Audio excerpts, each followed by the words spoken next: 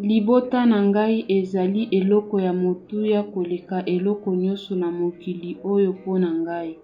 Nayaki na Amerike koluka mosala ya malamu mpo na nga moko mpe mpo na libota na ngai. Bana bazali lobi to avenir na biso mpe bazali na litomba mpo na lingomba. Nalingi bana na nga bakoba kolanda bokoko na biso mpe babika malamu. Tango bato babandaki kobela na COVID-19, namitungisaki mingi mpo na lingomba na biso. Nayebi tango namemaki bana na ngai na elaka ya bozwi mangwele, nazalaki kosala oyo ebungi na ngai kosala mpona batela bato nyonso. Tango bana na ngai basakanaka na baninga na bango mpe bandeko to bakuze oyo bazali bilenge mpo bazwa mangwele, bana na ngai oyo bazwi mangwele bakobatela bango mpo bazwa bokono te. Bakoko bazali bato oyo bakoki kozwa bokono ya COVID-19 na bopeteke bilenge. Bana na ngai oyo bazwi mangwele bazali babateli na bango.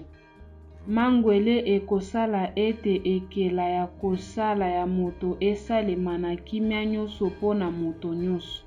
Bana na ngai oyo bazwi mangwele bakoki kosanjola na bobangi ya kopesa bato mosusu bokono te. Ebongi na bana kokende na kelasi mpo ete bakola mpe bazala na bozwi. Bana na ngai oyo bazwi mangwele bazali kobatela bateyi mpe baninga ya bango ya kelasi, boye bakokanga kelasi te. Zali na bato ebele mosusu na kati ya lingomba na ngai oyo bazali na riske monene ya kozwa COVID-19, kasi bapesaka listwale na bango te. Bana na ngai oyo bazwi mangwele bazali kobatela bango mpo ete bazwa bokono te.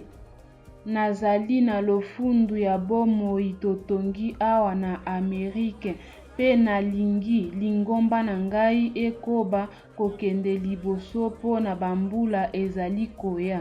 Mangwele ya COVID-19 ekosala ete tosakana elongo, tokumisa Nzambe elongo, totanga elongo, mpe lingomba na biso ezala makasi. Batela bana na yo, batela lingomba na yo, zwa mangwele.